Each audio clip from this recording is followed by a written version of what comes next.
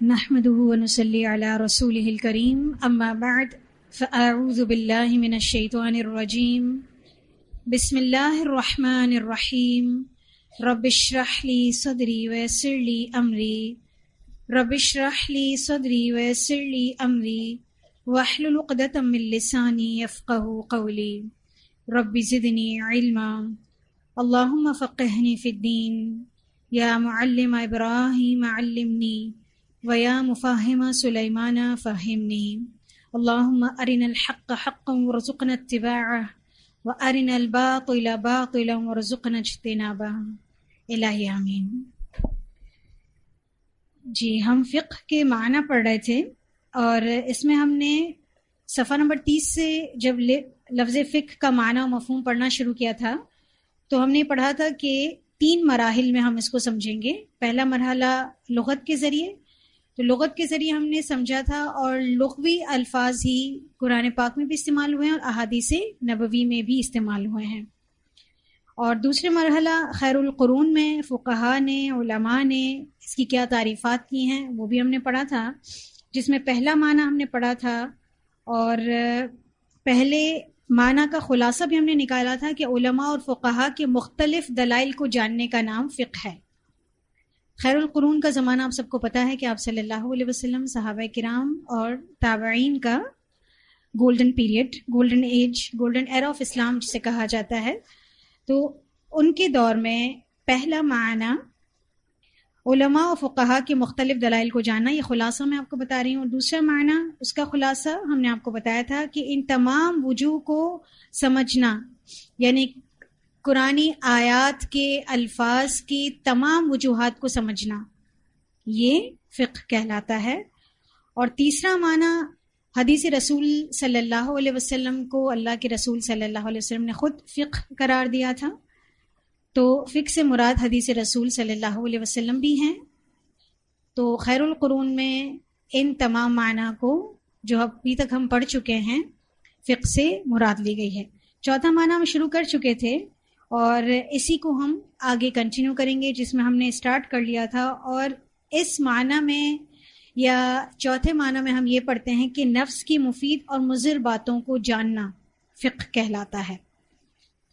تو اسی پر ہم دیکھ رہے تھے کہ یہ معنی بھی ہم پڑھ چکے تھے، اور پھر پانچواں معنی فقہ سے مراد حکمت اور علم دین، معنی میں اور گہرائی لائی گئی کہ فقہ سے مراد حکمت اور علم دین، تو دین کا جتنا بھی علم ہے، شریعت کا جتنا بھی علم ہے، وہ فقہ میں شمار کیا جاتا تھا خیر القرون میں۔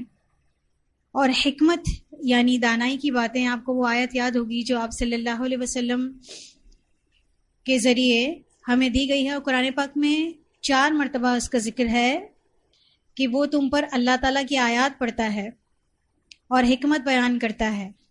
تو یہ قرآن پاک میں 4 مرتبہ آئی ہیں، تو حکمت اور دانائی کی باتیں جتنی بھی ہیں وہ بھی فقہ میں شامل تھیں خیر القرون کے پیریڈ میں۔ وَيُعَلِّمُهُمُ الْكِتَابَ وَالْحِكْمَةَ، یا یاد ہے نا آپ کو آیت، یہ والی آیت، حکمت بیان کرتا ہے اللہ تعالیٰ، جتنی بھی آپ صلی اللہ علیہ وسلم حکمتیں جتنی بھی بیان کرتے ہیں اپنے الفاظوں میں، احادیث رسول میں، وہ سب فقہ میں آ جاتی ہیں۔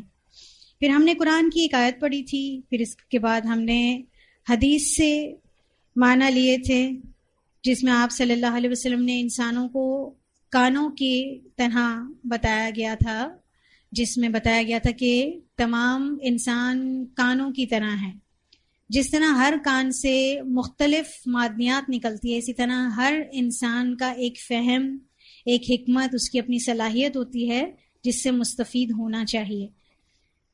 اسی ارشاد کے ضمن میں اہل یمن کے بارے میں آپ صلی اللہ علیہ وسلم نے فرمایا تھا، اور اس قول تک ہم نے پڑھا تھا۔ آگے سے انشاءاللہ پڑھیں گے صفحہ نمبر 35 سے۔ بعض علماء نے دیگر احادیث کو سامنے رکھ کے فقہ سے مراد یہاں حکمت، علم و فہم دین اور سمجھداری بھی لی ہے، جیسا کہ امام بدر الدین العینی رحمہ اللہ اس حدیث کی شرح میں فرماتے ہیں، یعنی یہ جو حدیث ہے کہ یمن کے جو لوگ ہیں ان سے حکمت سیکھو، تو اس کے تفصیل میں اس حدیث کی شرح میں وہ مزید فرماتے کہ حدیث میں فقہ سے مراد دین کا گہرا فہم ہے.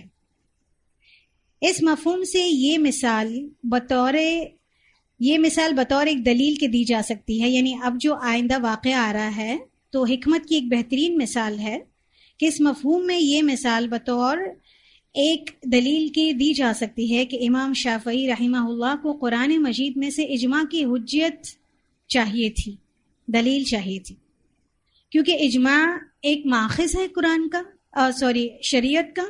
یعنی اگر تو کوئی ایسے مسائل سامنے آتے ہیں جس کا حل باقاعدہ طور پر قرآن اور حدیث میں نہیں ملتا الفاظوں کے ذریعے، تو اس پہ جب علماء بیٹھ کر سٹنگ کرتے ہیں اور ایک مسئلہ اس کا حل نکالتے ہیں، تو اس پہ جب اجماع ہوتا ہے، تمام علماء متفق ہو کر اس کو شریعت کا حصہ بنا دیتے ہیں، تو اس کو ثابت کیسے کریں کہ وہ شریعت کا حصہ بن سکتا ہے؟ اس کی دلیل انہیں چاہیے تھی. تو امام شافعی کو قرآن مجید میں سے اجماع کی حجت چاہیے تھی، دلیل چاہیے تھی. اس نیت سے انہوں نے قرآن مجید کو 300 مرتبہ بغور پڑھا مگر کچھ حاصل نہ ہو سکا. کتنی بار پڑھا؟ 300 مرتبہ صرف ایک بات کی دلیل تلاش کرنے کے لیے پڑھا، پھر بھی انہیں کوئی فائدہ حاصل نہ ہو سکا. پھر کوشش فرمائی تو اس بار انہیں قرآن مجید کی ایک آیت میں اجماع کی حجت کی دلیل سوجھ گئی. یعنی 301ویں مرتبہ یہی قرآن کی آیت 300 مرتبہ انہوں نے پڑھی بھی. اس کے باوجود اللہ تعالیٰ نے اس فہم کا، اس حکمت کا ادراک کب کروایا؟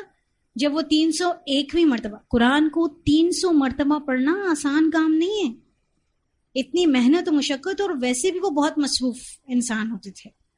کتنے ان کے طلباء تھے، کتنے لوگ ان سے مستفید ہوتے تھے، اور وہ بچپن سے ہی قرآن و حدیث کے لیے وقف تھے. ان کا حافظہ بہت زبردست تھا. فقہ کی سب سے پہلی کتاب لکھنے والے بھی یہی ہیں امام شافعی، جو الرسالہ کے نام سے بہت معروف ہے، اور ہر مسلک میں، ہر ملک میں، ہر لائبریری میں آپ کو ملے گی الرسالہ کے نام سے ان کی کتاب. تو ان کو اجماع کی حجت کی دلیل 301ویں مرتبہ جب وہ قرآن پڑھ رہے تھے تو سوجھ گئی، جو سورۃ النساء کی درج ذیل آیت تھی. وَمَن يُشَاقِقِ الرَّسُولَ مِن بَعْدِ مَا تَبَيَّنَ لَهُ الْهُدَى وَيَتَّبِعْ غَيْرَ سَبِيلِ الْمُؤْمِنِينَ نُوَلِّهِ مَا تَوَلَّى وَنُصْلِهِ جَهَنَّمَ وَسَاءَتْ مَصِيرًا. سورۃ نساء کی آیت نمبر 115. جو ہدایت کے واضح ہو جانے کے بعد رسول اللہ صلی اللہ علیہ وسلم کی نافرمانی کرے گا اور اہل ایمان کے راستے کے علاوہ کی پیروی کرے گا، تو ہم بھی جدھر وہ مڑتا ہے اسے موڑ دیں گے. یعنی اللہ تعالیٰ اگر ایک شخص اللہ اور اس کے رسول کی اور مومنین کے راستے کی رہنمائی کے علاوہ کوئی اور راستہ اختیار کرتا ہے، تو وہ جدھر مڑے گا ہم اسے خود موڑنے والے ہوں گے، ہم اس کی رہنمائی اسی کی طرف کر دیں گے اور اسے جہنم پہنچا کر ہی چھوڑیں گے، اور وہ بہت برا ٹھکانہ ہے.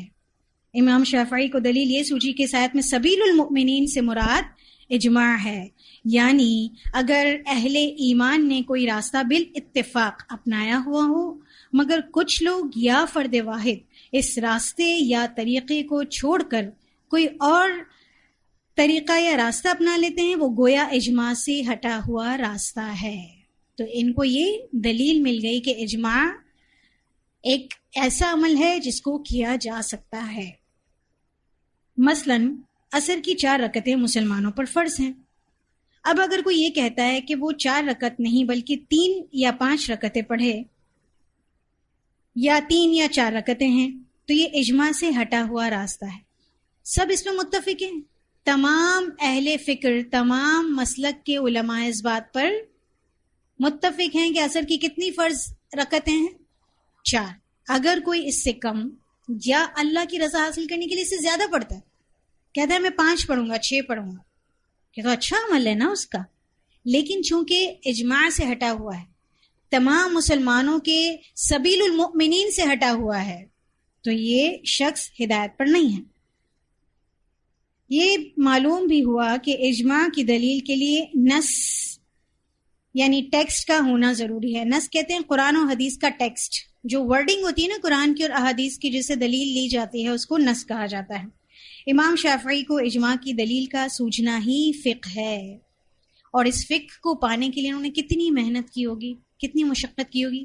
اچھا وہ تھکے بھی نہیں، انہوں نے یہ بھی نہیں سوچا کہ میں اب اتنی بار پڑھ چکا ہوں تو ہو سکتا ہے اس کی کوئی دلیل نہ ہو، اب میں کچھ اور کام کروں. نہیں، وہ 301ویں مرتبہ بھی پڑھنا شروع ہو گئے تھے، اور اللہ تعالیٰ نے ان کے لیے یہ معاملہ کھول دیا.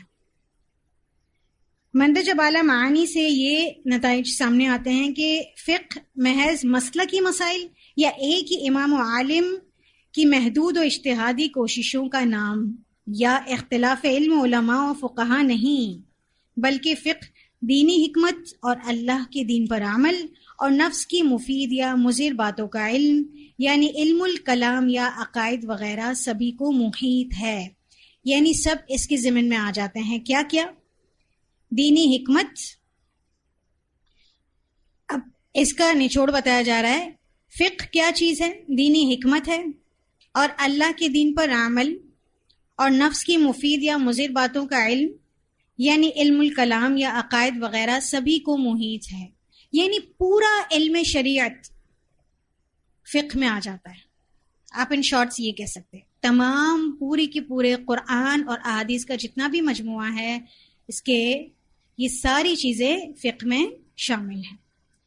مگر خیر القرون میں لفظ فقہ صرف علم دین کے لیے مختص تھا، جس کی نمائندگی اس دور میں صرف قرآن و سنت رسول صلی اللہ علیہ وسلم ہی کیا کرتے تھے. یعنی اس کے اصول یا اس کے ماخذ کیا ہوا کرتے تھے؟ قرآن اور سنت. اسی طرح مذاہب اربع ہو یا خمسہ. مذاہب اربع تو آپ سب جانتے ہیں، خمسہ کیا ہے؟ مذاہب اربع کیا ہیں؟ حنفی، شافعی، مالکی اور حنبلی. اور یہ جو ایک پانچواں مذہب ہے وہ کیا ہے؟ فقہ جعفریہ. ٹھیک ہے، تو یہ پانچ مل کر کیا بن جاتے ہیں؟ مذاہب اربع ہو یا خمسہ. خمسہ پانچ کو کہتے ہیں، تو یہ فقہ جعفریہ. جن ائمہ کے نام سے یہ مذاہب ایجاد ہوئے، ان کے بانی فقہا کی علمی، دینی اور اجتہادی کاوشیں بھی فقہ کہلائی جا سکتی ہیں. کیا ایکسپینڈ ہو گیا کہ قرآن و حدیث اور اس کے ذریعے سے جتنے بھی استنباطات کیے جاتے ہیں، اس میں تمام مسالک یا مذاہب اربع اور خمسہ کے جتنے بھی بانی ہیں، فقہا ہیں، ان سب کی علمی، دینی اور اجتہادی کوششیں بھی فقہ کہلائی جا سکتی ہیں. کب؟ جب وہ قرآن و سنت کے تابع ہوں، قرآن و سنت کے مطابق ہوں، تو وہ سر آنکھوں پر وہ شریعت کا حصہ ہیں. لیکن جہاں بھی ان علماء کی رائے